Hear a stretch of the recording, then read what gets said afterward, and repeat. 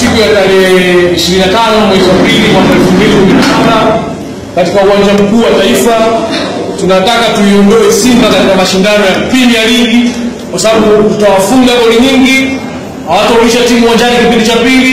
Tunajua mashabiki wao watavunja viti, watavunja uwanja, na siku hiyo tunataka kocha wao Omoga anayetaka makombe haya. Tunaona kwamba makombe haya yashafika Yanga, yeye hata yapata na yasikia kwenye bomba na wakati wake kurudishwa Kameruni umefika.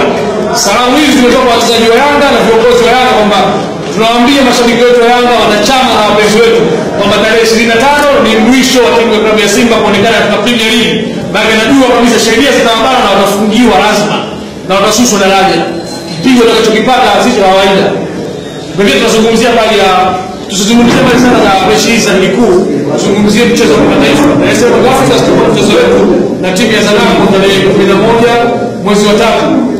Nafikiri mashindano haya ya kimataifa kwa sisi tunaangalia zaidi kuliko mashindano ya ligi kuu. Kwa mchezo kati ya Simba na Yanga siku ya Jumamosi ni mechi ya kawaida sana kwa sisi, na tunaangalia zaidi sasa hivi mashindano ya kimataifa kwa sababu tunaangalia makombe tunayokuwa nayo au tushachukua, hakuna jipya kwetu.